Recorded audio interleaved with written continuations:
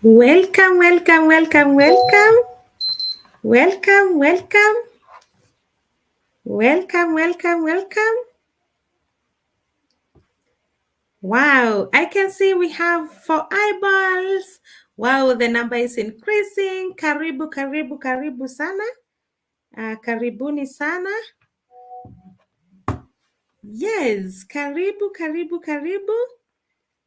So, this is Faith Jogu welcoming you to this masterclass. I am a marriage counselor. I'm a certified marriage counselor and relationship coach.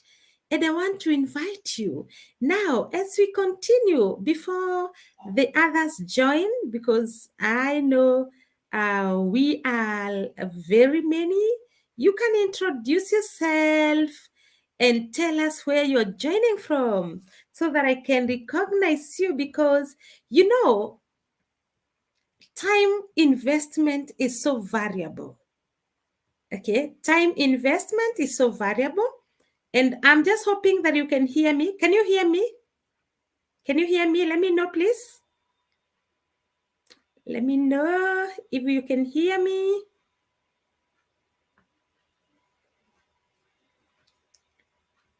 Let me know if you can hear me.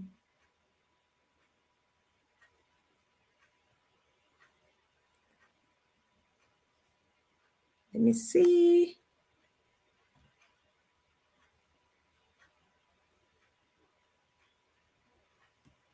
Oh, thank you so much, June. Yes, I can hear you. Thank you, thank you, thank you, thank you.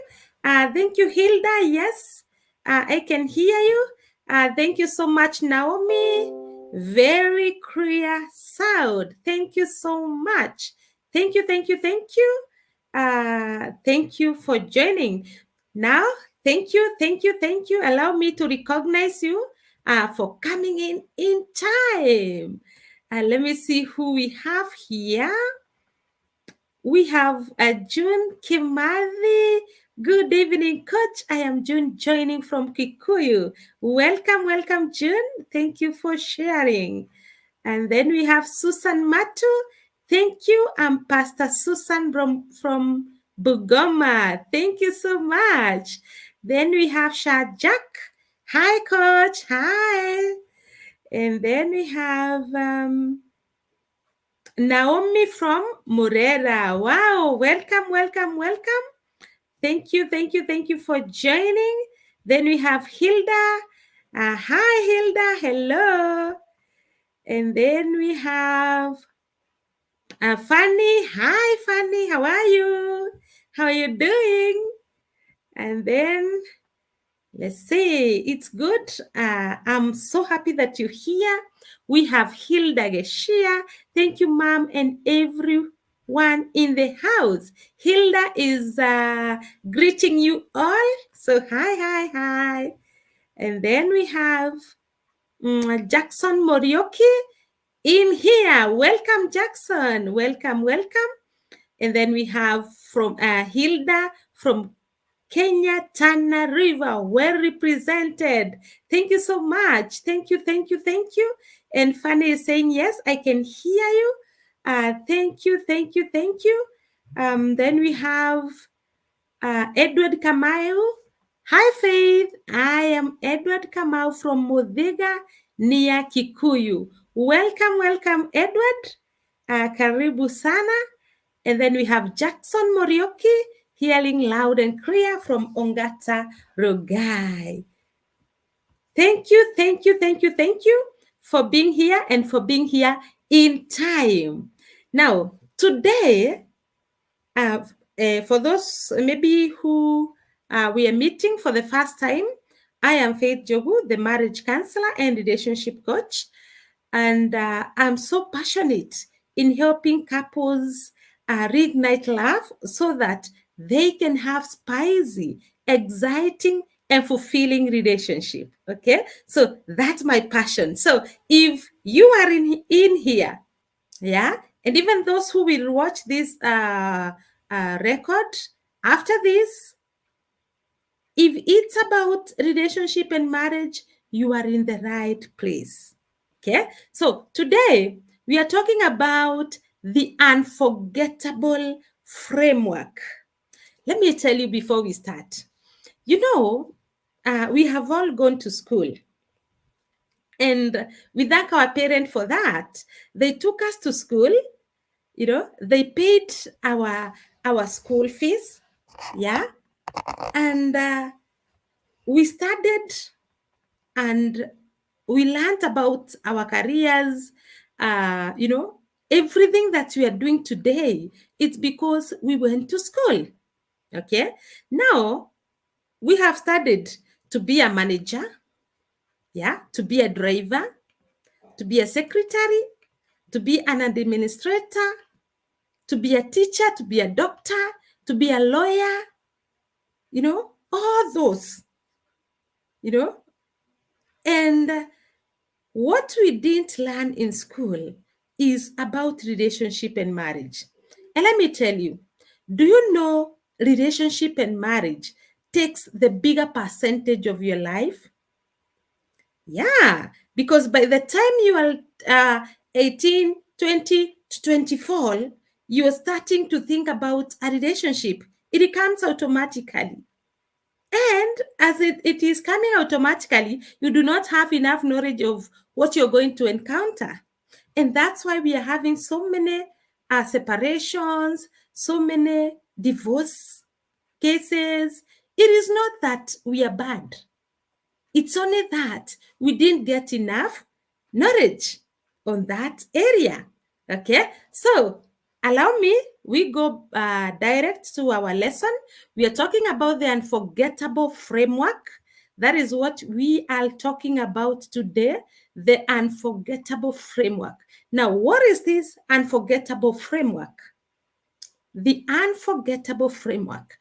If you think about your business or your career, there is a way, or you have a good plan of what to do and how to do your work.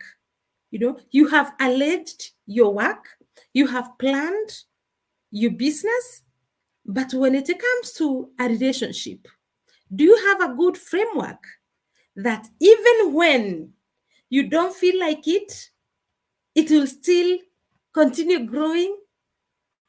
In business, even when you don't feel like waking up, yeah, and you have set a framework, yeah, that your business continues. What about your relationship? Do you have a good a foundation, in a way that even when you wake up one day and you're like, this is too much for me, do you have a foundation that will help you move, yeah, without breaking? That is the framework that I want us to go through today, so that even when the conflict comes, you will be able to navigate through without breaking and without pain.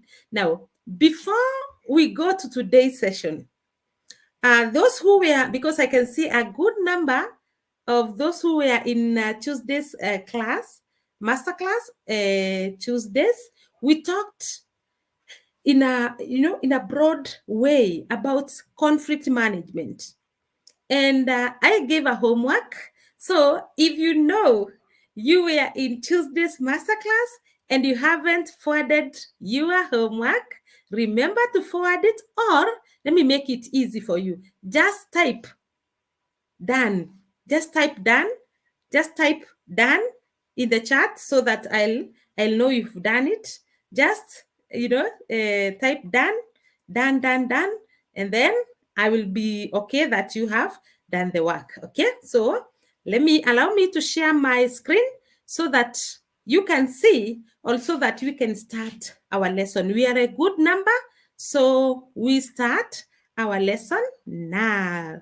Okay, so I share my screen, and for those who have done the homework, just write down. If you didn't do it, just say you haven't done it, and you will do it after this. Okay, so we have unforgettable framework.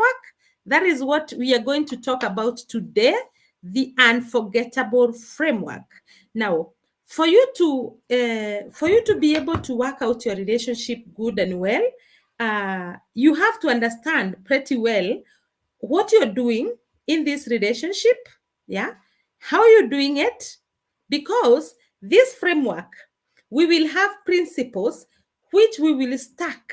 We have one principle, we stack another on top of it, and then another one on top of it, another one on top of that. So the framework is all about the principles that we are going to stack, as in one is reading to the other, one is reading to the other. So that is the framework that we are going to have. And today, or right now, we are going to start here. You see, in this framework, yeah, it has got 4 sessions. Yeah, it has got 4 sections. And today we are covering this. I hope you can see it. I call it the foundation. The foundation. Type foundation there. If we are together, type foundation. The foundation. This is what we are going to start with, so that after that, we are going to stack the other one on top of that. We are going to stack every principle on top of the other, on top of the other, until we get the right way to deal or to work out our relationship. Thank you so much, Ida Foundation, Asha Jack Foundation. Thank you so much. Okay, before I move from there, let me see who didn't do the homework. I didn't see. It's okay, Ida. I know you were in class. It's okay. Shajak, Dan, thank you for doing the homework. Then we have who? I promised to do it and send it to you. Thank you so much, Edward. Yes, that is the spirit. That is the spirit. When you do the work, God helps you.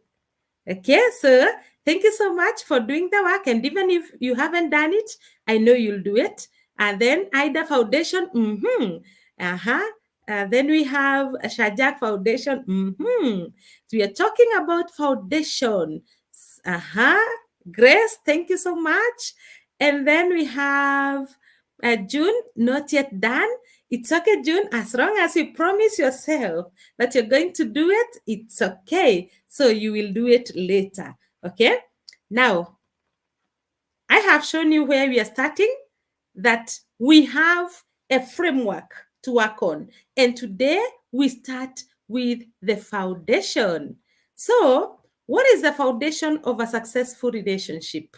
Yeah, what is the foundation of a successful relationship? How the foundation, when you think of a foundation, I know you have maybe seen a house being built, or you have built a house, yeah, and if you have a strong foundation, it means that that house or that structure, whichever that you're building, it will be either strong if the foundation was strong, or it will either go with the wind and the rain if the foundation was not strong. Okay, so today I want us to start with the foundation, so that you can know where or how you're going to work your relationship. You must start from the foundation if you want to win.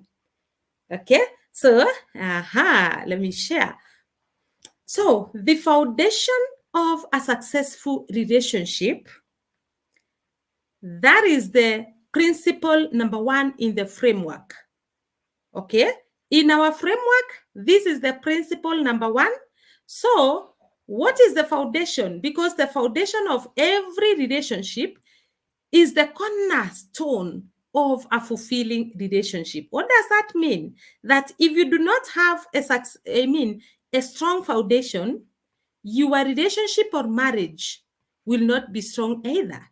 So you start by understanding, what is this thing called relationship? Yeah. What is a relationship? Before you get into marriage, you must be in a relationship with someone. So what is this relationship? A relationship is a connection between two things.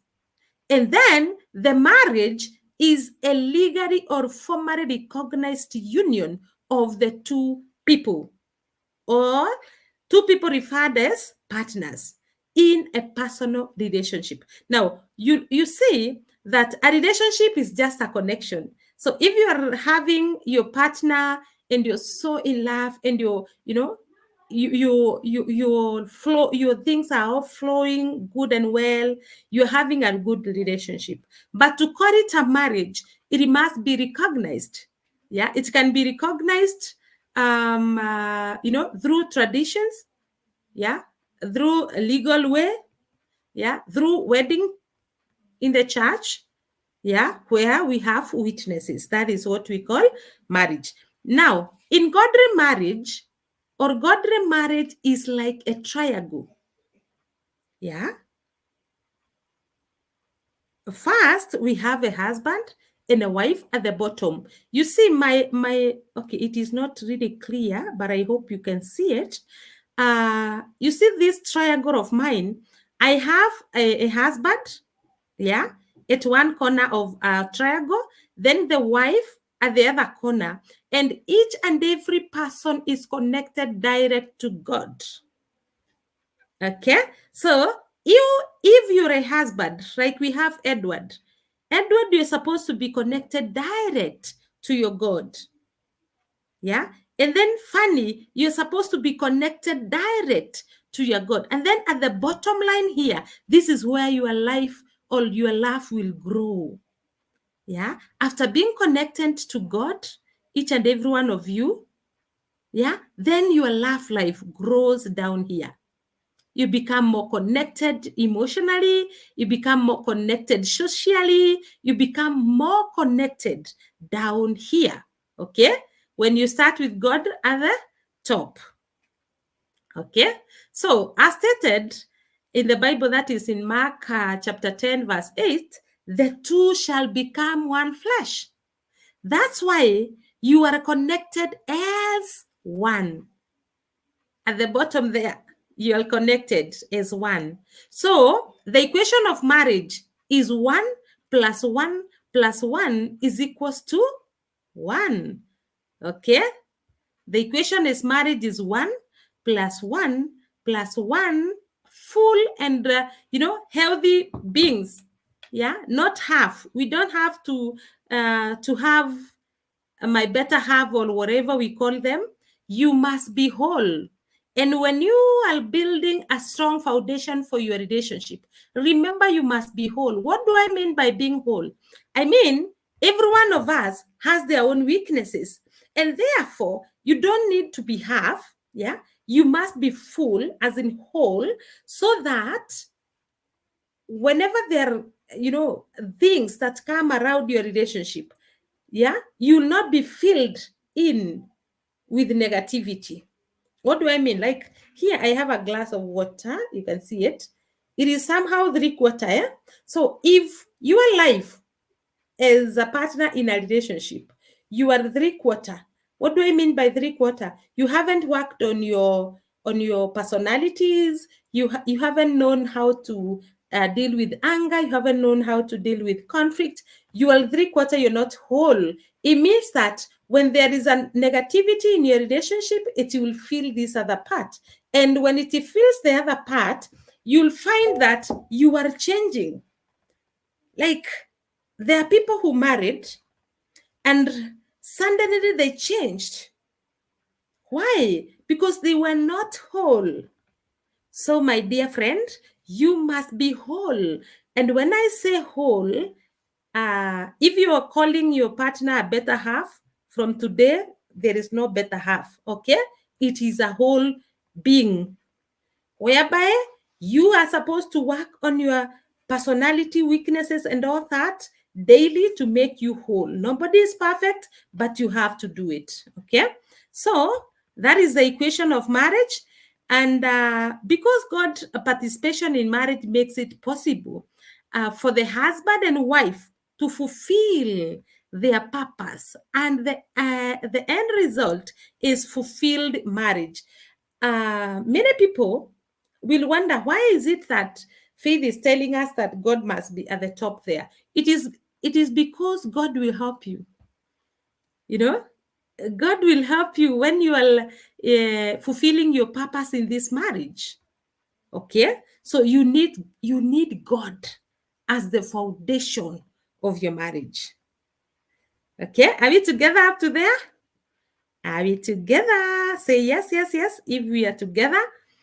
Because if you want to win, remember we have said you have to be whole and you have to be connected to God. Now, after being connected to God, you need to understand in this relationship that I am in, or in this marriage that I am in. Yes, I can see your messages. Yes, yes, yes. In this relationship that I am in, and in this marriage that I am in, which is my model? Yeah, because in marriage and relationship, we have models also. Which is my model? Let me show you the different models that we have. These models, I have extracted them from my Bible stories, but they relate to our today's life. Okay, so as we go on, when we finish, I want you to be very keen, because when we finish, you will tell me in which model do you think your relationship is in. So we have model number one, Adam's model. Adam's model. Now, let me tell you, when God created Adam, uh, he gave him purpose. He gave him some work to do, to tender the Garden of Eden, and to take care of it. But then he realized that this man was lonely. And he made a decision of creating another human being who will be compatible, who will be a helper to this man. Okay, and that's how a woman was created. If you think about the story of Adam, you can see Adam was a man of vision. The most important factor was compatibility. Adam had a choice, of marrying any of the animals, but he rejected them all and waited for the bone of his bone and the flesh of his flesh. So for Adam, there was no room for compromise. You know, he was lonely, even with all the animals in the garden, even with all the plants and the trees, and he was the one who was giving the animals the names. He was not ready to marry those animals. He waited. So why did he wait? Because he wanted a helper. Adam wanted a helper and someone who was compatible to him. This is the reason as to why God made him lie down and removed a rib from him and created a woman from that rib. Why? Because God wanted people who can, fit perfectly well. Okay. And when I talk about the helper, I am not meaning that women are supposed to be, underestimated. No. Being a helper means that you are supposed to be at par with your partner, such that if your partner was doing this and you're here as a helper, it means you can also be able to do the same. Okay, so ladies, being a helper, those who are in Adam's model, being a helper doesn't mean that you are of low class or whatever. Yeah, but it means that you should be at par with your partner. Okay, then that is model number one. Then we have model number two, which is about Isaac's model. If you think about the story of Isaac, Isaac's model was about bloodline continuation.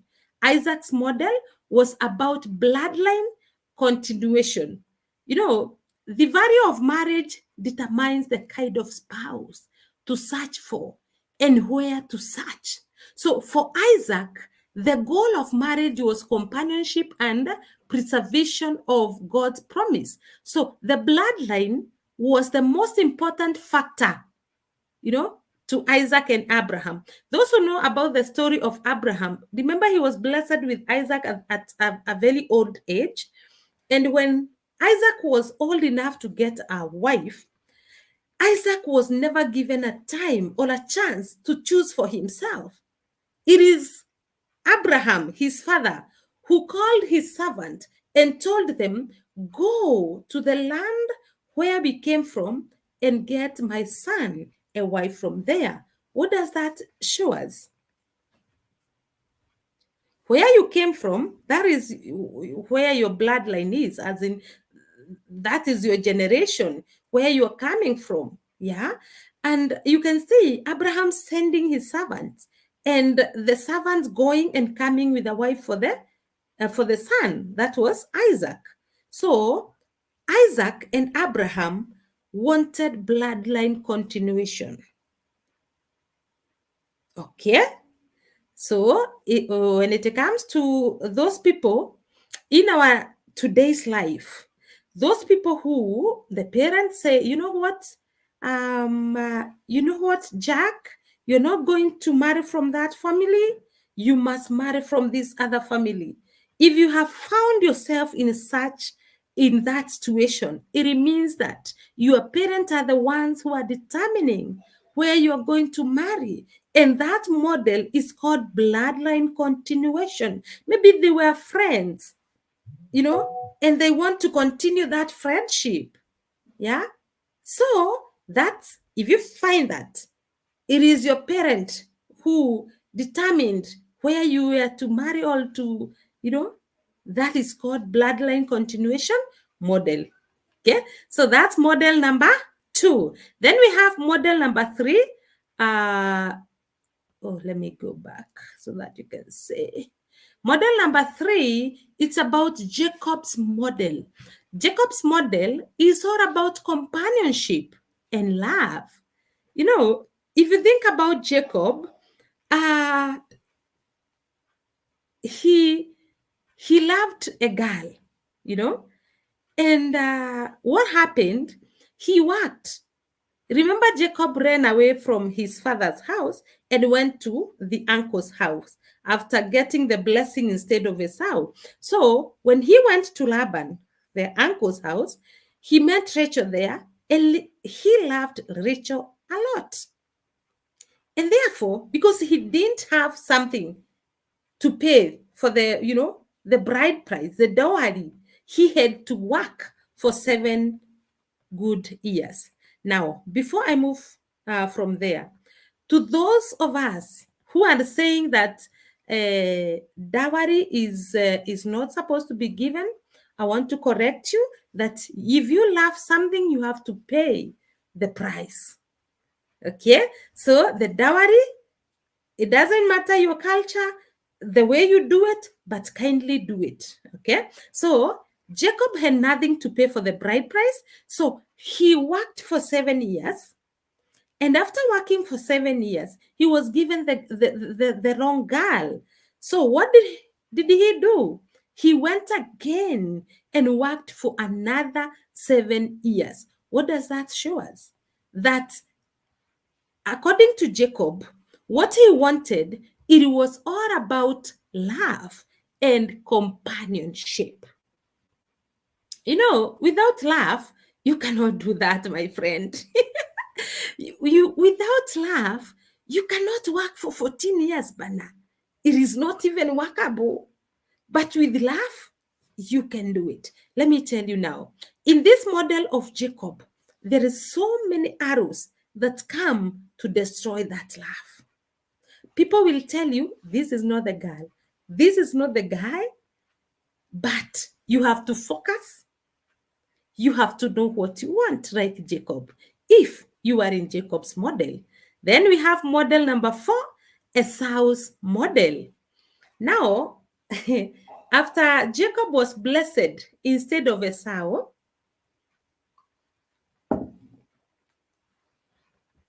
Esau became mentally ill. Yeah, Esau became mentally ill. Just like today, we have so many people who are mentally ill and they don't know. They really don't know that they are mentally ill. And what happened to Esau? He went out and started marrying for fancy. So the women, the Bible records that Esau married 4 wives. So the women that were married by Esau, he did not marry for bloodline continuation. He did not marry because he wanted a helper. He did not marry because he wanted love and companionship. Esau married for fancy. He wanted someone to, to make him feel wanted, to make him feel good. And that's why he married 4 wives. Okay, so in today's world, so many people are marrying for fancy because you were hurt, by someone else. And you didn't give yourself time to heal. So what happens? You get someone else to come and try to heal you, which is not possible. In today's world, so many people are in marriage in that model of Esau's model. Why? Because your mommy and daddy were so harsh. So you ran away and you wanted somewhere to fix yourself. And you found yourself in this marriage, which is now so painful. Okay? So that is the Esau model that I'm talking about. Yeah. You didn't marry because you want a companion. You didn't marry because of love. You didn't marry because you want a helper. You married because you want someone, you want to fit. You want to fit somewhere. You want someone to make you feel good, like Esau. Okay, so that is Esau's model. Then we have the last model, the Solomon's model. Solomon's model, the Bible records that Solomon was the wisest king of Israel. Solomon was more business minded and political savvy. He married the daughters of his potential enemies to ensure peace and security. This is a business marriage. Let me tell you guys, so many of us, so many, and they don't know we are in this model, the business stroke security model. That is Solomon's model. Why am I saying this? Because if you look at our society today, you'll see like, let me use the young generation now. So many young people are saying, you know what, Faith? I cannot grow in a poor background and then marry someone poor. And no, it is not possible. Now, these people are marrying not because they love people, their partners. They are marrying because they want security. Yeah. Or you married because you wanted security. You married because you saw a good girl and you had a shop and you wanted someone who can manage your shop.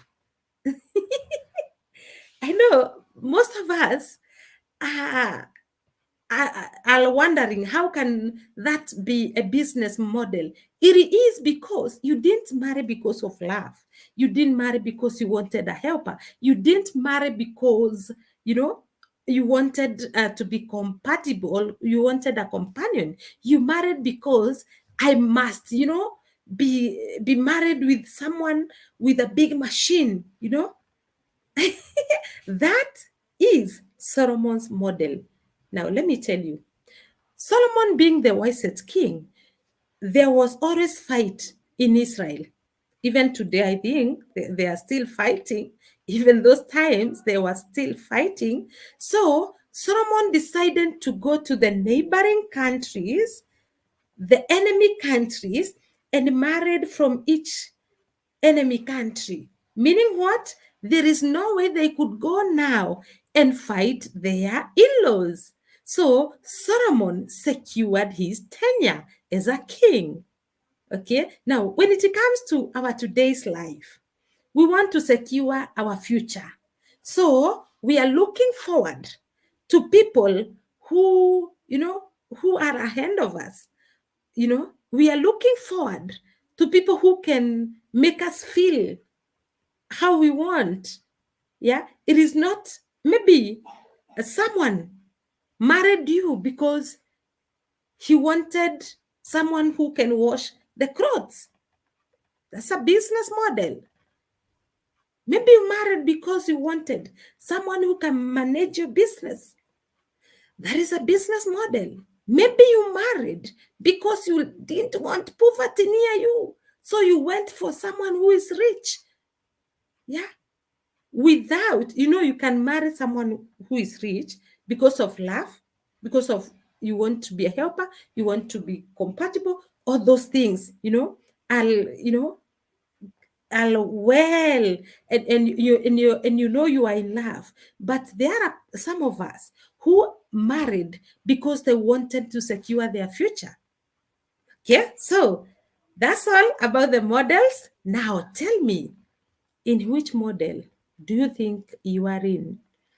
Now that you are in a relationship or marriage, in which model do you think you are in? Tell me in the chat. Tell me, tell me, tell me. I want to hear so that we can move to the next level.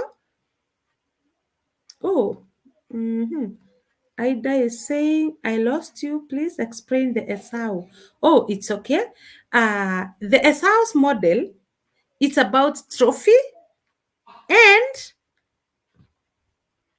fancy.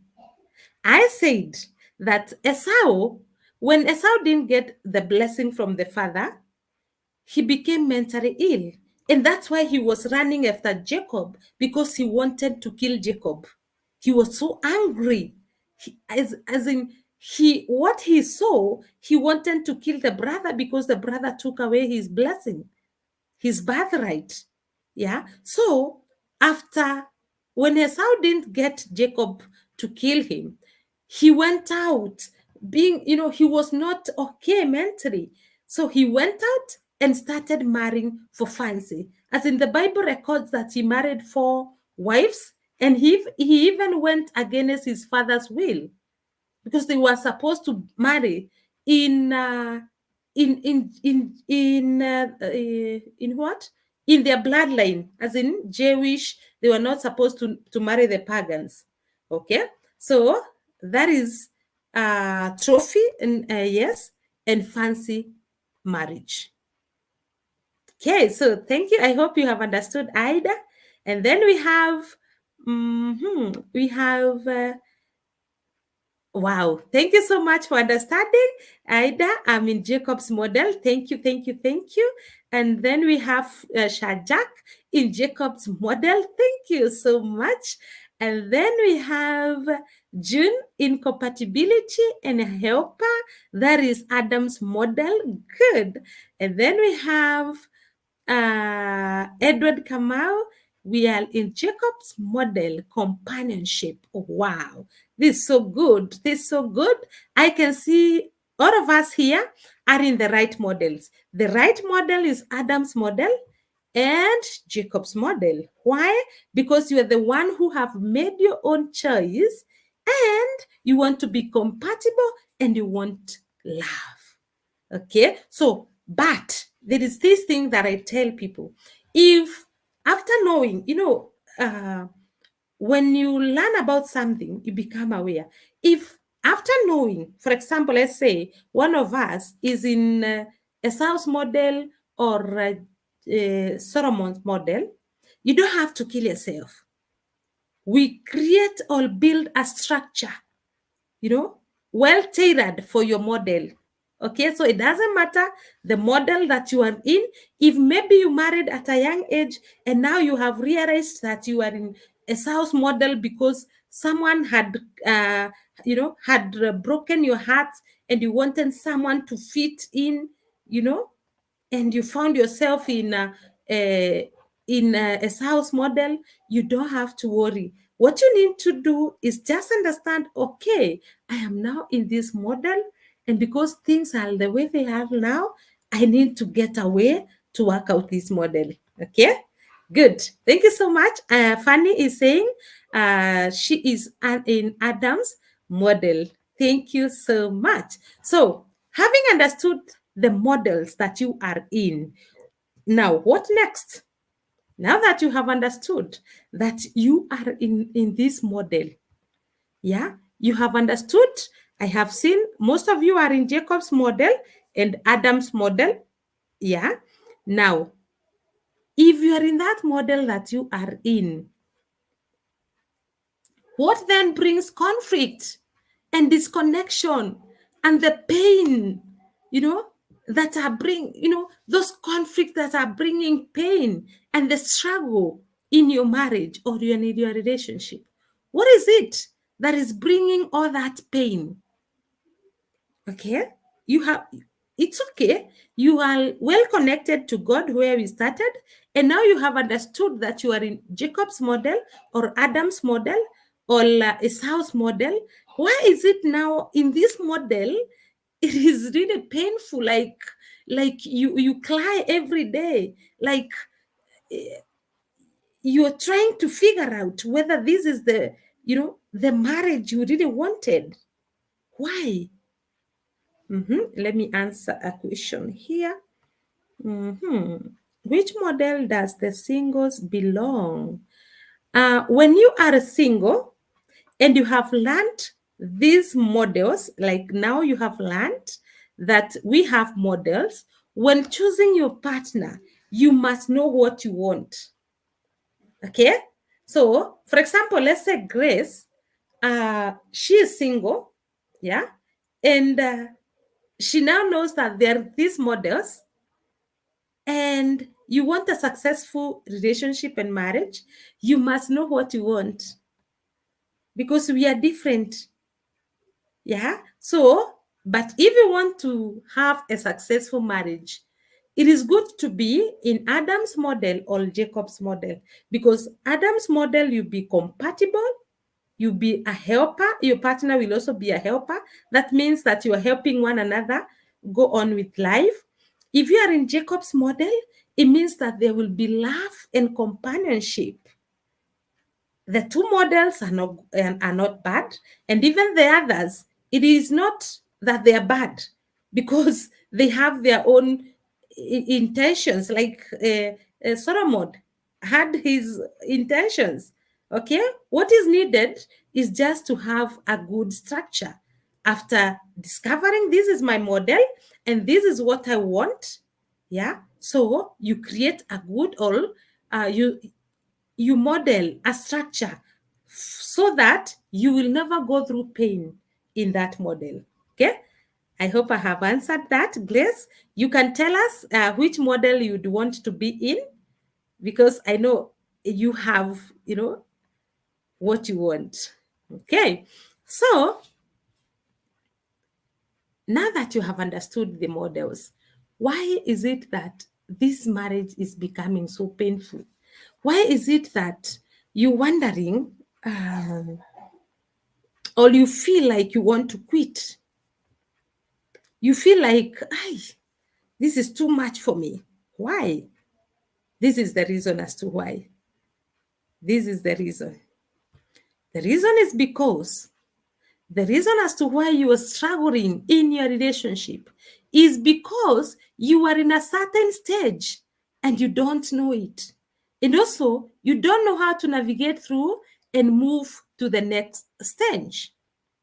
Now, we have 4 stages in a relationship, which are well described in this diagram. I have a good diagram here that I have for illustration.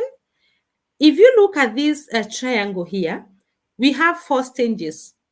Now, I want you to be keen so that at the end of the 4 stages, you will tell me, where do you think you are? As in which stage do you think you are in? Okay, so we start by stage number 1, here, down here. When you look at this stage, I call it romance stage. And in romance stage, this is the time, from the time you You started communicating with your partner. This is the time you met your partner, and you really decided, hey, I need this person. You see, when you look at this diagram, you'll see it is wide, it is big, because it is so many people who are getting married, who are getting into relationships, the romance stage. Now, during the romance stage, this is the stage which is so sweet.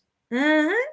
It is so sweet, in that even if you are with let's say you are with the bad guy or bad girl, and Faith comes tells you that, you know what, Grace, this person is not for you, you'll be like, hey, Faith, you're jealous. Why? Because when you meet someone new, your body produces dopamine hormone, the feeling good hormone. Now, the feeling good hormone, during that first stage of your relationship, of your love life, it over it takes control of your body. Yeah. And when it takes control of your body, and now what you see is just your partner. What you want to hear is your partner. What you want to talk about, it's your partner. And if there are, red flags, you cannot see because you're blinded by the dopamine hormone. It is the feeling good hormone. You feel good all the time. Even when your partner is, uh, mismanaging you, you're okay because you're thinking, oh, tomorrow he'll change. Okay, why? Because you're carried, or your body is overtaken by, it is like it is dragged by that hormone, the dopamine hormone. Okay, so that is the first stage. And what happens? So many people get married in this stage. Yeah, the romance stage. Then, hey, after some few months to 2 years, you wake up one day and you're like, who am I with? You're like, how did I end up with this person? You're like, wow, how will I manage this? You wake up to your real self. The dopamine hormone gets suppressed with time. And when the dopamine hormone gets suppressed, you wake up into another stage, the power struggle stage. You see, I have put it in red, the power struggle stage. Because when you wake up to yourself and you start wanting your freedom back, you start, you want to be free all over again. You start fighting for your needs to be met. You start fighting for your freedom. You start fighting for attention. Anytime you find yourself wanting so much attention, you feel like you want some free time, it is because you are in power struggle stage. Anytime you feel like you want to quit, you feel like you want to fight your partner, you know, just by something small, and you feel like, this is not it. It is because you are in power struggle stage. Yeah.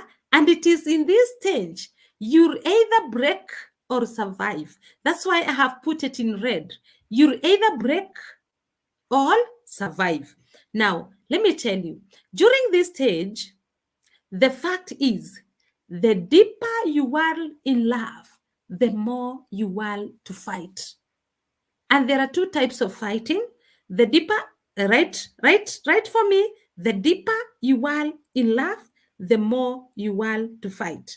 So if you find yourself fighting because of your partner outside there, if you find yourself asking your partner, where were you? What were you doing? Whoa, whoa, whoa, whoa, whoa, whoa. It is because you are so much in love. If you find your partner asking you questions like, why are you late? You know, why didn't you call me? It is because your partner is so much or is so deep in love. So type in there, the deeper you are in love, the more you are to fight. Okay, so And I have said we have two types of fighting. Number one type of fighting is the reactive fighting, which is triggered by a turn of event that brings a disconnection, then fighting. And when this behavior explodes, one partner may react as a hailstorm. And if they withdraw, they are like turtle. Now, let me tell you, when there is a turn of event, for example, today I came early because I didn't want to be caught in the traffic jam. But sometimes I do come late, and you know, I'm stuck in the traffic jam. If my partner asks me, "Hey Faith, kwani mpaka saa hii uko wapi?" Yeah, that is a turn of event. Like there is something that is starting that conversation. Yeah, that simple question can lead to a conflict that will escalate if, yeah, I get triggered and I start a reactive fighting. What does a reactive fighting mean? If I get triggered and ask my partner, "Honey, where do you think I am?" That's a question that people ask in marriage. Like your partner is just very sober, and your partner just wanted to know where you are, and just that one question starts things, and you start fighting. So when you react and you start asking questions, remember what we talked about, the dances. Do you remember the dances, the demon dances? Those who are in Tuesday's class, we said that there is a trigger of event and then reactive fighting that leads to the dances. So if there is that trigger of event where my partner has asked me, "Faith, kwani where are you? Mpaka sahi ujafika." And I'm like, "Kwani, where do you think I went?" I become reactive. If I become reactive and start trying to fight the bad guy, it means that I become a hailstorm. A hailstorm is that person who is so demanding. A hailstorm is accused of being needy, controlling, emotional, possessive, and dramatic. Now, if you find yourself that there was a trigger of event and you became so dramatic, you become so emotional, it means you are a hailstorm. Okay, but if there is a turn of event, yeah, and instead of reacting, you withdrew, you know you withdrew. Instead of fighting the bad guy, you free. That's number 3. You free. It means that you are a turtle. Do you know what a turtle do? A turtle hides itself under its shell. So when there is peace and everything is good and calm, it removes its head outside, and it's okay and comfortable. But when it senses danger, it hides, it covers itself, you know, it hides under its shell. Now, if you are a turtle in a relationship, it means that when there is a turn of event, there is that trigger. Instead of fighting a bad guy or whatever, you free. It means you withdraw. Yeah, you hide behind closed doors and you start crying. You are a turtle. You are covering yourself because you don't want to be hurt emotionally. So a turtle is accused of being cold, withdrawn, stoic, disconnected. This is the stage where separation and divorce happens. Now, if you become either a turtle or a hailstorm and you are unable to solve the conflict in your relationship, that is now where problems, escalate, and you end up separating, you end up in pain, you end up, divorcing if you're married. Okay. But we have, that is fight number one. We said there are two types of fighting. Okay. Fight number two, the fight that we were discussing is reactive fighting. Then there is another fight that is conscious fighting. This is what I want you to have. Whether there is trigger of event, whether there is whatever it is, if you want to win in your relationship, always conscious fighting. This is where there is trigger, yeah, of event that brings disconnection, then fight to understand, then reconnect, then become intimate. Now, if there is a problem in your relationship, as in, if you bring me water with this glass, I'm assuming you're my partner, and I realize that there is this glass is not clean, this glass can trigger, a fight in a relationship. Let me tell you, people in relationship fight because of pens, because of books. In the morning, you're like, "Hey, dear, have you seen my notebook?" And your partner is like, "Am I your?" And you can finish that. That's how fights start in relationships and marriage. Now, if you want to win in your marriage, you must always fight consciously. Consciously is when, okay, there is a trigger of event, yeah, and you're very conscious. You don't want to be in you don't want your relationship to have a conflict at that moment. So you're very conscious. Your partner says, "Hey, umeniletea maji na glass safi chafu." You're like, "Oh dear, I didn't see, but I can change, or I will wash it." Okay. So that is conscious fighting, where you fight to understand the misunderstanding, because people fight because of misunderstanding. Yeah. So if you are in the power struggle stage, there are those two types of fighting. Yeah. Now, let me tell you why I have put this in red.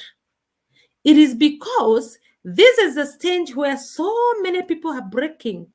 And we have three types of people, three types of, or three characters. Let me call it characters, where character number one are the people who break and say, "Hey, this is too much for me. I cannot take it more anymore." And they break a relationship.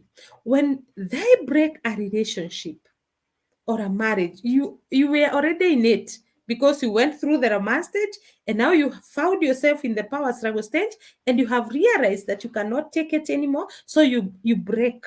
When you break, yeah, you say, "I want to be single." It's okay. And you become single.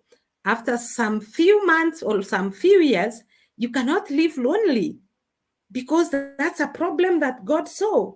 God realized there was a problem of loneliness. So you cannot live alone. You start another relationship.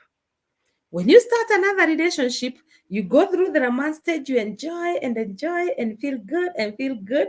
And then you find yourself again in power struggle stage. When you find yourself again in power struggle stage, you can't take it anymore. So you break. So we have that character, or that a number of people or a group of people who will start a relationship, go to stage two, break, start another one, and the cycle continues. As in, you'll find a guy who have broken like 5 relationships, 6 relationships, 10, 2 or 3. Yeah. Why? Because they cannot take it anymore, and they do not want to get enough knowledge to know how to navigate. So they think it's normal. You start a relationship and then you break and start another one. They continue with that cycle until they die. It's so unfortunate, but that's what happens. That is group number one. That is in power, in the danger zone, in power struggle stage. Then, let me sip my water, please.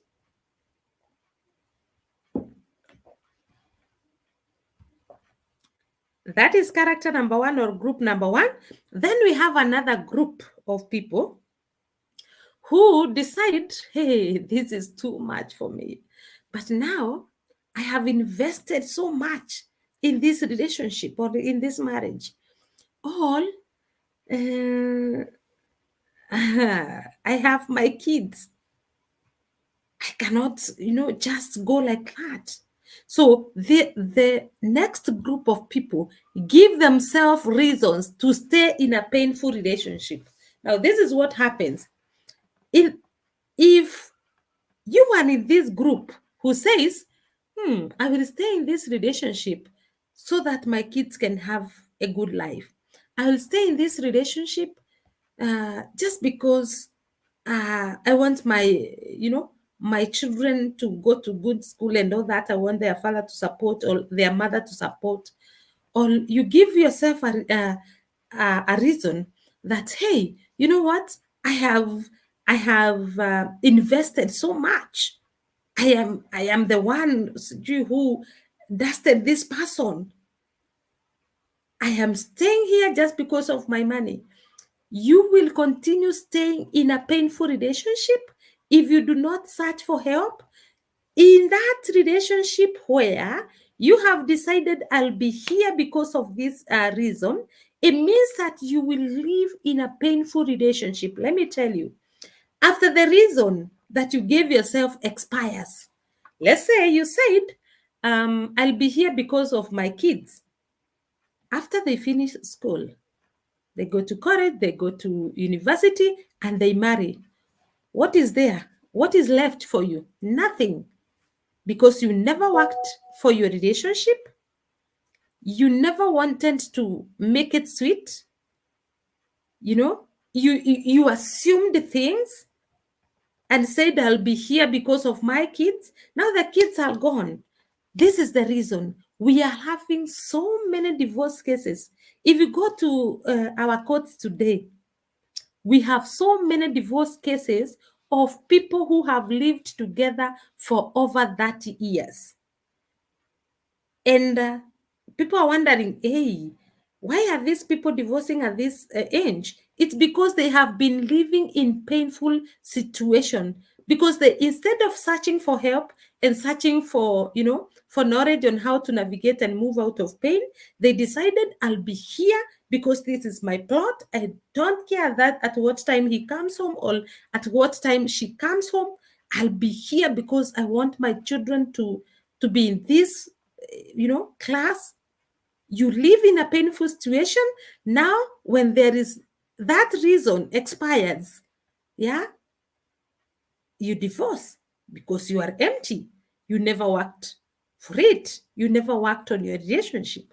Okay, so that is character number two. Then we have character number three, people in the power struggle stage. Character number three in the red, in danger zone. Remember, number one, we said that the people who break, who can't take it anymore. Number two are the people who are surviving in pain. That is the one that I have explained right now. Then we have number three, the people who succeeds, who say, you know what, Faith? Success is my birthright. Character number three is the people who says, you know what, Faith? I have to win in all areas of my life. So what happens to this group of people when they realize that I am in power struggle stage? These are the people who search for knowledge, like you are here today. You realize, oh my God, kumbe, I have been in power struggle stage for years, or for 2 years, or for months. And I know, my vision or my goal is to succeed in all my endeavors. I have to succeed. What do? You search for knowledge that will help you move out of the power struggle stage. Let me tell you, the group of the people who succeeds, they want to know why do we stay in power struggle stage? Yeah? Why? Because when you get a why, then you solve the problem. The reason as to why people are staying in the power struggle stage, this stage, the danger zone, it's because in the danger zone, there are so many responsibilities. Yeah. You have so many things to deal with the kids, to deal with in-laws, to deal with your anger, to deal with conflict, to deal with boundaries, to deal with intimacy and sex, to deal with money, you know. Now, the people or the group of people who want to succeed, yeah, they search for this knowledge. How can I manage my anger? Because I'm going to burst, Faith. You get an understanding of how you'll manage that anger. How can we manage our money? You get an understand. How can I build healthy boundaries? This is a group of people who succeed and move out of the power struggle stage without breaking and navigating, stepping on pain. Instead of pain pushing them down, they step on the pain and they move to the next level. They succeed to the next level. Okay. So if you find yourself in power struggle stage, there are some things that you need to understand. That is the the framework that I was telling you. There are some things that you need to learn if you are in power struggle stage. What are these things? You need to understand your personality. You need to understand that is, if you are in power struggle stage and you want to succeed, you need to learn this framework. Okay? Together? Tell me together if we are still together.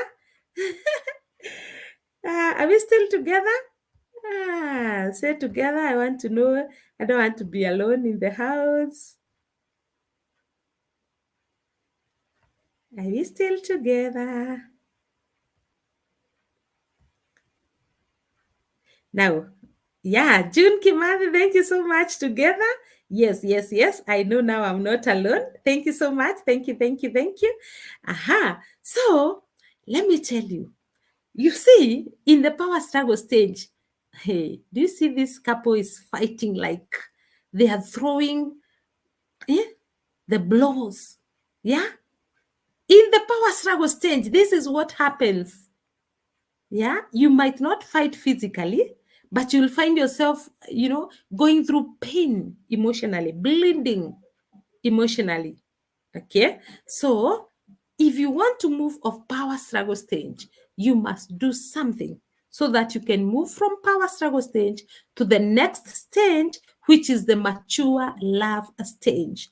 Now, the mature love stage, this is the stage where you have seen it all. You know all the sides of your partner, so you don't worry about anything. The mature love stage, this is the stage whereby couples navigate through the power struggle stage, then they move to mature love stage where romance starts returning back.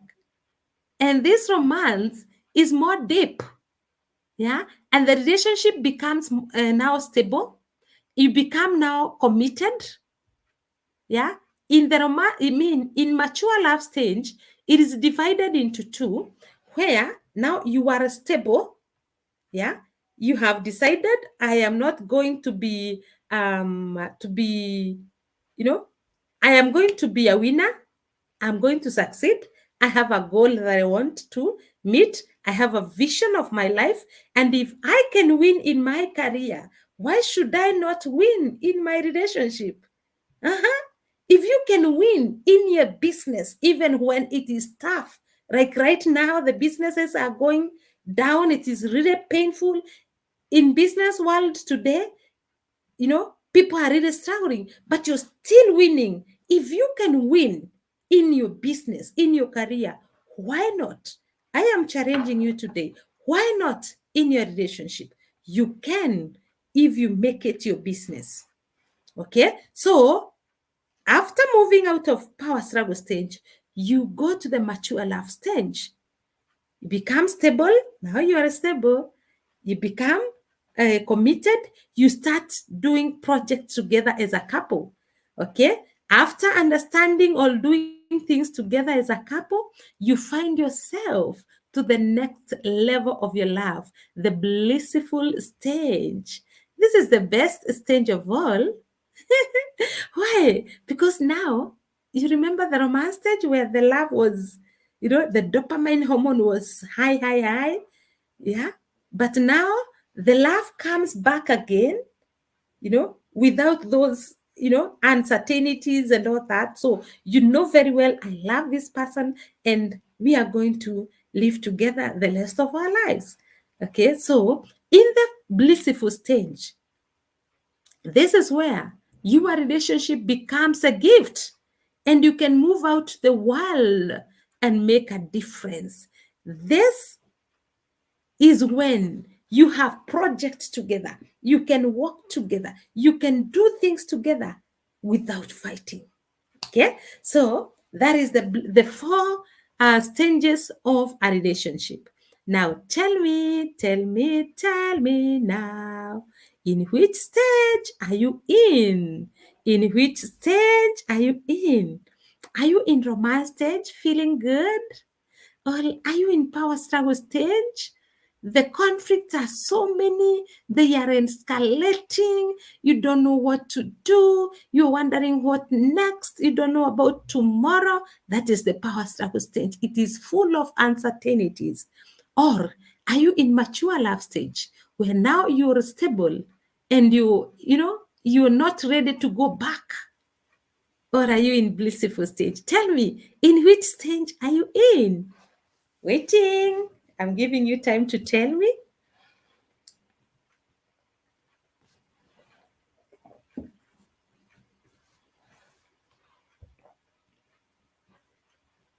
Aha, let me see what you have said. I'm happy because our class is so active. Maggie, you are in power struggle stage. Don't worry.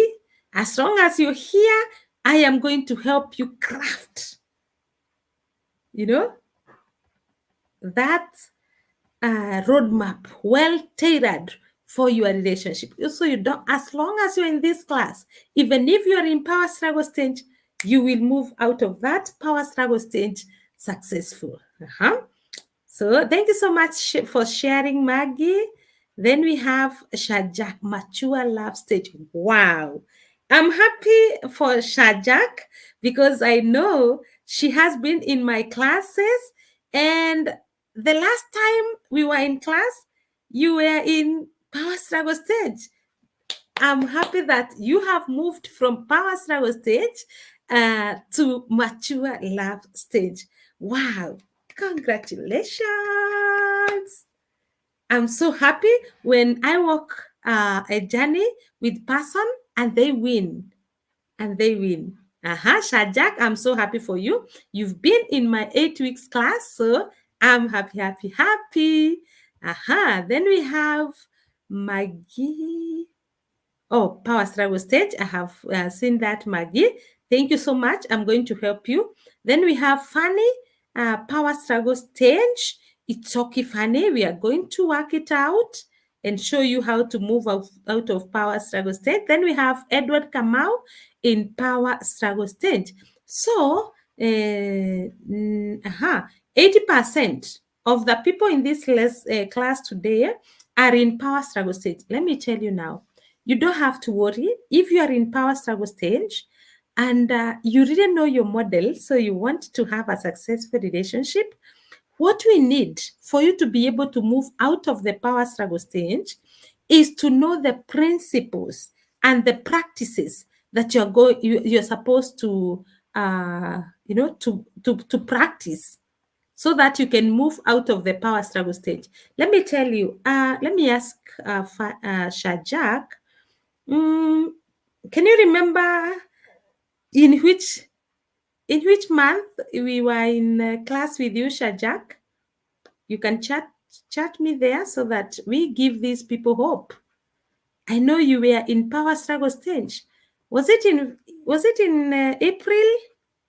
Which month was it? Tell me, Shajak, because we have walked a journey with Shajak She was in my class, and I have seen now she has moved from the power struggle stage to mature love stage. That's a very good move. Remind me, Shajak, in which month were we working together so that we give these people hope that you can be able to move out of power struggle stage and win. Okay? Good. Before Shajak tells me, let's continue because of our time. So, Shajak, we were in this. Oh, yes, April. You were in April cohort of 2024. Yes. Thank you so much for sharing. I'm so happy. I'm so happy for you. Continue winning in your relationship. Okay. So, for you who have found yourself in power struggle stage, you don't have to worry. I am going to help you craft a good, a well-tailored roadmap for your own relationship and marriage. Okay. So for now, let's continue so that you can see what next for you and where you are supposed to start, or what you're supposed to start working on. Okay.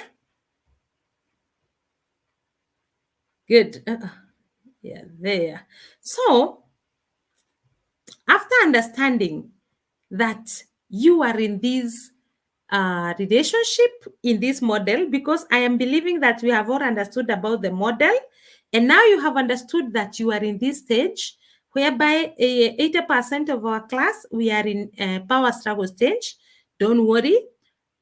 Number one, you need to understand, for you to move out of the power struggle stage, you must understand that you are different with your partner. You, even if you love your partner, even if you sleep under one blanket, even if you are, I don't know how to put it, you must know that you are two different people. That's why you are 1 + 1 + 1 is equals to 1.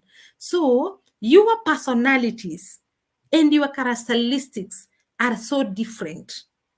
Okay, so to start having a successful relationship or marriage, you must understand this is my personality and this is the personality of my partner. So every personality has its own weaknesses. So I have to work on my weaknesses and also assist my partner work on their weakness. So let's see these personalities. Okay, because personalities will affect your relationship.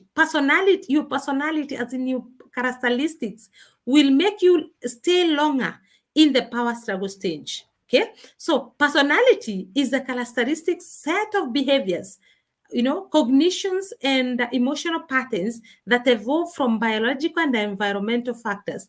Therefore, your personalities are your strengths and your weaknesses. And you must understand yours and those of your spouse, because when you get into a relationship, nobody can force the other to change, because it cannot happen.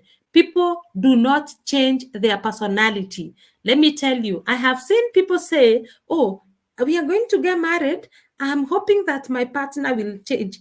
Your partner will not change. Okay? Why?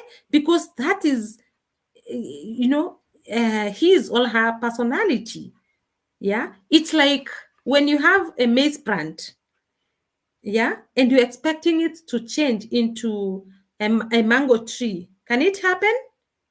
It cannot.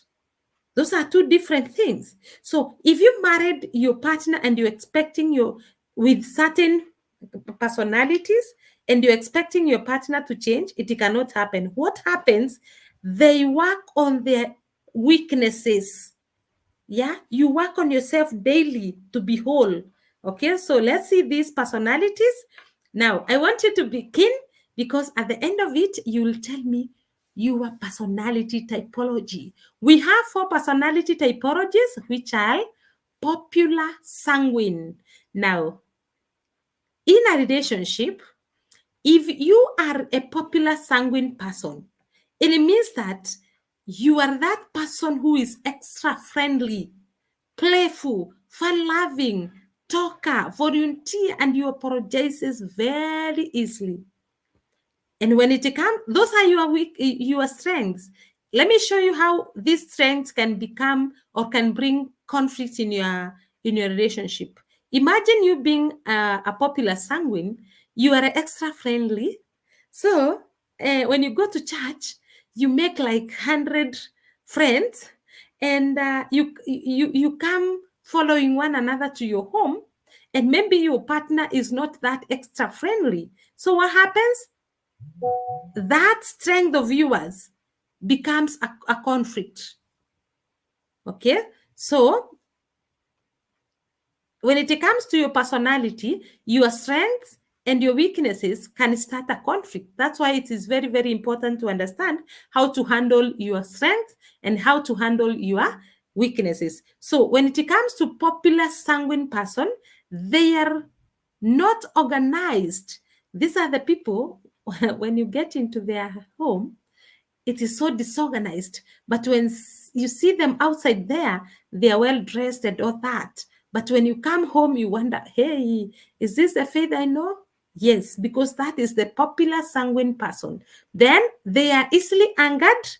They are forgetful. These are the people who will put the keys in the pocket and then they start searching everywhere and asking everybody, have you seen my keys? And where did you keep all those stories? Okay. And the friendship that they make is shallow. So a popular sanguine will make so many friends, yeah, but the friendship, that friendship cannot go long or it will not be deep. Okay, so if you are a popular sanguine person, you'll find that you are extra friendly, you like volunteering, you make so many friends, you like talking, but when it comes to weaknesses, you are forgetful, you are not organized, and all that. Okay. Then we have powerful, choleric people in relationship. If you have or if you yourself, you are a powerful, choleric person, remember you want to be self-sufficient. You are powerful, you are optimistic, you are put together, and you're independent. Those are the strengths of a powerful, choleric person. Now, when it comes to weaknesses, you are unemotional, you are quick tempered, you are empathetic, as in you cannot get into the pain of your partner. You are domineering and you tend to be bossy. Have you ever been with a partner who want to boss aloud everybody? It's because this is a powerful, choleric person. Yeah. This person cannot, even when you're crying, they can't feel your pain. Yeah. So what are you supposed to do if you find that you are a powerful, choleric person? You work on your weaknesses. Okay. Then we have perfect melancholic. These are perfectionists. These are the people who will do something, redo it until it's perfect. And let me tell you guys, if you have a husband, I know we have Edward and Kamau and the others. If you have a husband who is perfect melancholic, you must know how to do things perfectly because that is the personality of that person. They want to be perfect in whatever they do. I don't know whether you have had your parent who in shags, let me use my dad. My dad is a farmer, poultry farmer. So huwa anajenga hiyo nyumba ya kuku, anaibomoa tena, anaijenga tena until it is the way he wants it to be. That is a perfect melancholic person. And if you are living with a perfect melancholic person, you must know how to handle things. Okay. Then the weaknesses, these people are moody and easily depressed. Then we have peaceful, pragmatic. These are peaceful, cool. They do not like confrontation. They do not talk much. They are welcoming, enjoyable, and inoffensive. Okay. And when it comes to their weaknesses, they are fearful. They avoid responsibilities, and they are self-righteous. Okay, so those are the four personality typology that may affect your relationship. Now tell me, what is your personality typology? Tell me, tell me, tell me. Because you have to work on those weaknesses. Tell me, tell me, tell me, tell me. We're about to finish. I know time is really going. Tell me, what is your oh, let me share the slide so that you can see the aha. Yeah, tell me, what is your personality? Like, are you popular, sanguine, all those? Tell me, because you must understand that we are all different, and we want different personalities in a relationship. Let me tell you, when you're different, you help one another move forward. Yeah. So if you want to move forward, we want different personalities in a relationship. Now tell me, what is your personality? Yes, I can see Shajak. Uh-huh. What is your personality? Because once you understand your personality, remember you are supposed to work on the weaknesses, improve yourself, and do not throw, your partner's weakness on their eyes. As in, if I know this is your weakness and you're my partner, I am not supposed to be, throwing that to your eyes. Yeah. I want to tell you this thing, that we want that uniqueness in a relationship. You don't have to be like everybody. You are unique and you're fearfully and wonderfully made.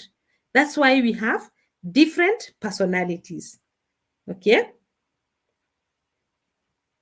And the reason as to why we must understand this personality, it's because once you understand your personality and you understand the personality of your partner, you can be able to assist your partner or support your partner in working out their weaknesses.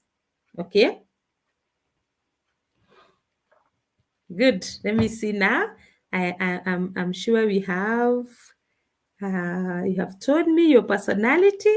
Shajak, thank you. Perfect melancholic. Wow, thank you so much for sharing. Then we have June, popular sanguine. Thank you so much. Yeah, I can see others typing. Now, because of time, let's continue and wind up. Mhm. Yeah, continue typing. I can see. Aha. Now, having understood that this is your personality and this is your model, yeah, you have understood your model. That is where we started. First of all, you have understood that you need to be connected to God, and then your model. That's and then the stage that you are in, and then the personality.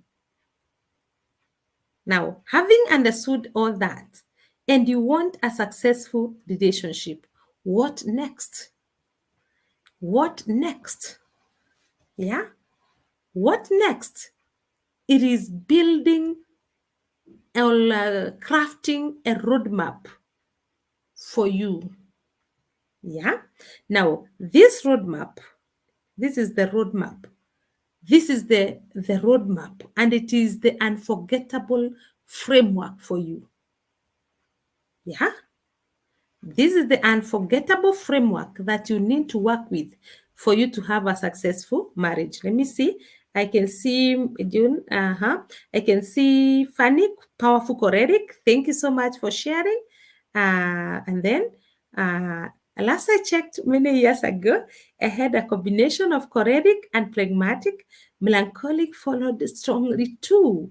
Wow, that's a strong combination. Thank you so much, Edward, for sharing. Thank you. Now, having understood your personalities, what you need to do so as your weakness do not overcome the strength and destroy your relationship, you need to work on the weaknesses. You need to work on yourself so that you can be whole.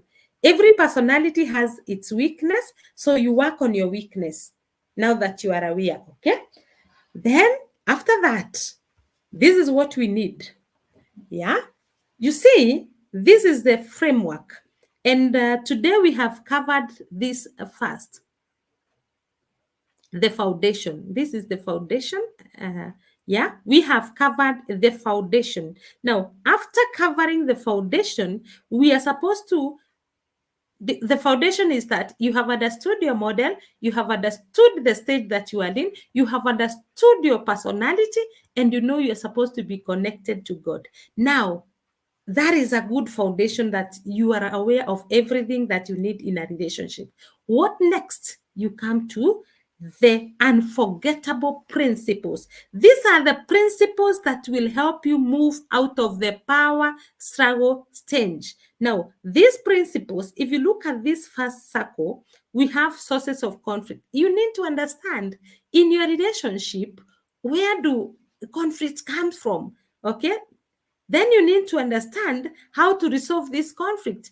On Tuesday, we covered this a little bit, how to solve conflict. And then after that, you need to have safety, which is a very important ingredient in your relationship. And then you need to know how to communicate to your partner. Okay? So this is now, remember what I told you, that we will have the framework. We stack one framework on top of the other, one brick on top of the other. Now we have covered foundation. The next brick is the unforgettable principles. And then after the unforgettable principles, we go to the other brick, which is continuous practices. What does this mean? It means that you must always practice healthy boundaries. Okay, healthy boundaries. And then you must always practice power and freedom in your relationship. You don't have to be a slave or whatever. You must practice intimacy and sex. You must have that. It's a need. And then you must know how to manage anger. This is the continuous practices. These are the things that you continue doing in your relationship in order to move out of the power struggle stage. And then the last one is the drive. Having known, you have the strong foundation, and you know the unforgettable principles, and then you know how to continue practicing these things. What you have next is thriving in your relationship. When you're thriving, money comes your way. You see money?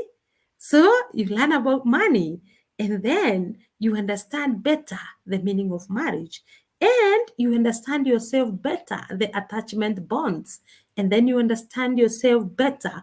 Who are you? Who are you? Aha. Now, that is what we are going to, this is what you're supposed to understand. And then every principle, every brick goes on top of the other. And after, that, that a building, your relationship becomes strong and it cannot be shaken by anything. Now, let's see. I have homework for you because we are winding up. Number one, this is what you're going to take home. If you are in power struggle stage, I want you to start with the 4 connection rituals. These are the things that you will start doing today. Today.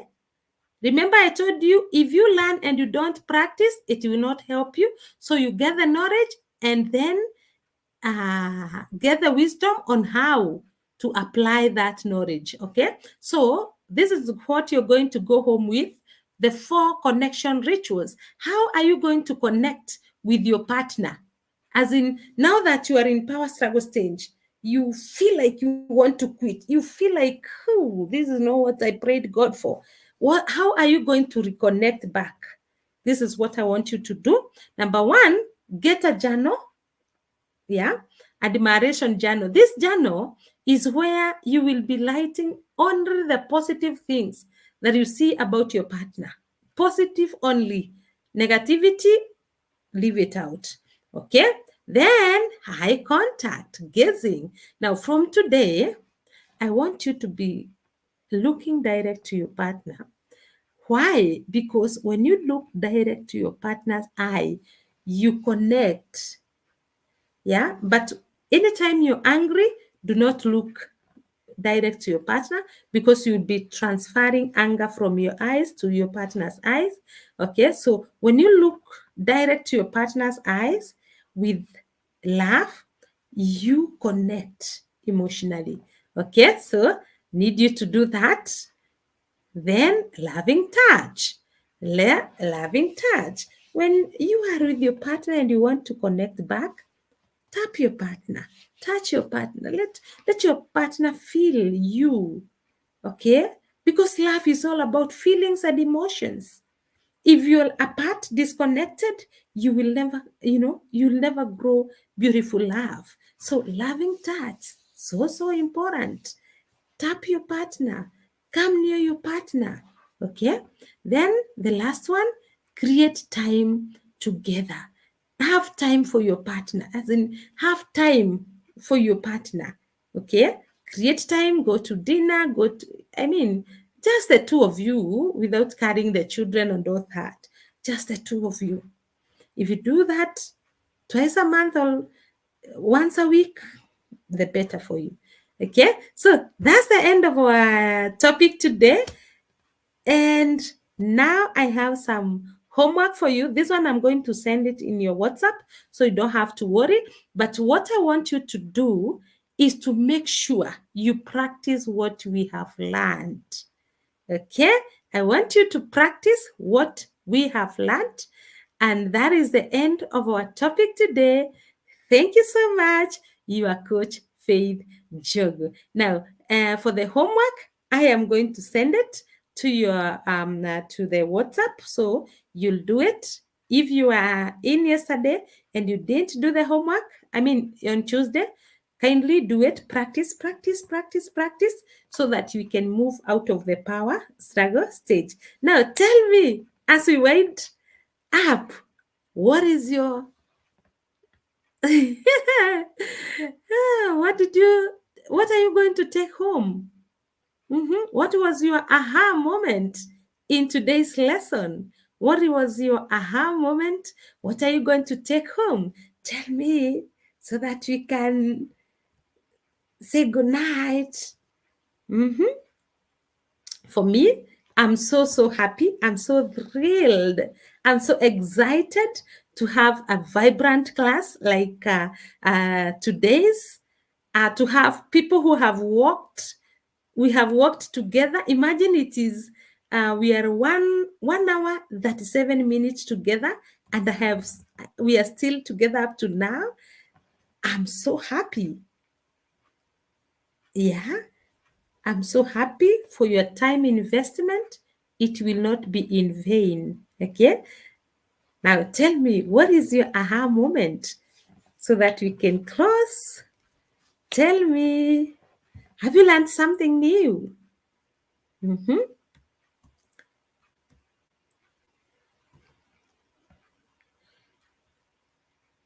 Mm-hmm. Tell me, tell me, tell me. Do not just go without saying good night. I want to know, what is your aha moment? Did you know your model before today? Were you aware of the stage that you were in? Uh, Tell me, did you know your personality? Tell me, what is your aha moment? As in, you're like, hey, this was helpful to me. As in, you're like, I cannot regret investing in this time. Tell me, tell me. And remember, uh, I can see you're writing, I can see. Remember, even as you're writing, this is what I want you to go and practice. I want you to practice this. Yeah. And by the way, those who would want to work, those who would want me to hold their hand in this journey, I, I want to invite you, sorry. I want to invite you, if you want me to help you in stacking those principles together towards success of your relationship, I have a class that is starting on 5th October. It is starting on 5th October, the 10 weeks class, where we are going to learn about all this. We are going to learn about all these principles and how to have a successful relationship. So if you'd want me to help you, if you really want to have a successful marriage, come. I invite you. The class starts on 5th October, the 10 weeks class. In the 10 weeks class, we meet once in a week for 2 hours or 1.5 hours, and we cover every topic. You see these principles. If it's communication, we cover communication in relation to marriage and relationship. We cover safety. We cover, the sources of conflict. Very, very enjoyable, very, very, very educative. So if you're there and you'd want me to hold your hand, you will tell me in the WhatsApp. The classes are starting on 5th October. I have few slots remaining. So if you're there, you will let me know. Let me see your aha moments. June, looking forward to move to maturity love. Power struggle is just for a moment. Oh, yes, it's not permanent. I love that. I love that. I love that spirit. That power struggle state is not permanent. Yeah. Thank you so much. And then we have Edward. Edward is saying, it was such an eye opener for me, especially knowing the stage I am in. Thank you so much, Edward, for sharing. Yes, now you have known your stage. Now work it out and do not allow yourself to go back. Okay, thank you so much for sharing. Then we have Shajak. Looking forward to move to the blissful stage. Oh, yes, it is very, very possible. Once you have moved out of the power struggle stage, the other stages need to enjoy life. Have you seen couples enjoy life together? Like, you wonder, when you're crying, there are other people who are really enjoying. It's because they are in mature love and blissful stage. Okay, so if you are in power struggle stage, you don't have to, to worry. You don't have to worry. You just have to be honest with yourself and decide to work on your marriage. Okay, so I think we end it there. Thank you so much for your time investment. Thank you so much for coming. If you feel that you would want me to work with you into a blissful stage, I am here because of this. The roadmap, I will help you. We have a 10 weeks class or program where I hold your hand. We cover each topic, and it is so, I don't know how to put it. Shajak can tell you, we have worked with her the journey, and I love that she is able now to say, oh, I'm comfortably out of the power struggle stage. Let me see the aha moment of Grace. I have learned about different models in marriage. My prayer is to be in Jacob's model, companionship and love. True love exists. Wow, yes. True love do exist. Yes. True love do exist. Now, let me tell you the advantage of you learning these things while you are still single, because you will not make a mistake. Yeah. Most of us got married because we were carried by the dopamine hormone. We felt good. The next minute, we found ourselves in a relationship or in a marriage. But for you, now that you know, when you're making decisions, you'll make, well thought decision, knowing that this is what I want. Yeah. You cannot be confused by anything. Okay. So thank you, Grace, for sharing that. And I pray that God may guide your ways. I pray that your soulmate may locate you in Jesus' mighty name. Okay? So, thank you so much.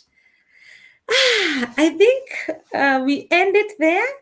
My friends, I feel like continuing, but time is gone. It's already we already 1 hour 45 minutes in this class. Thank you so much again and again.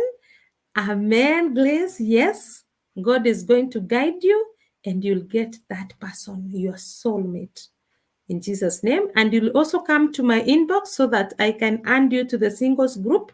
I usually have a singles group. Maybe, who knows? Okay. So, good night, my people. God bless you. God bless you. God bless you. God bless you. God bless you. God bless you for your time and have a lovely night. Have a lovely evening full of God's blessing. So have a blessed night. My people, have a blessed night. I'm so, so happy. We are going to continue meeting one another. Oh, thank you so much, Fanny. Good night, too. God bless you, too. Thank you so much. Thank you, thank you, thank you, thank you. Shajak, blessed night, coach. Thank you so much. Thank you, thank you, thank you, thank you. I'm humbled. I'm humbled to be with you. And I'm so excited. And I am praying that in whichever stage that you're in, that you are going to succeed, that God is going to give you wisdom and knowledge and understanding for you to be able to move out of the power struggle stage to blissful stage. We will enjoy and let everyone in the world know that marriage is good. We are going to change the narrative.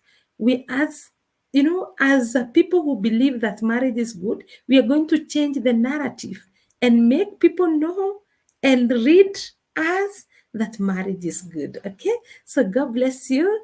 Amen. Lovely night, coach. Thank you so much. And then we have God bless you and thank you so much.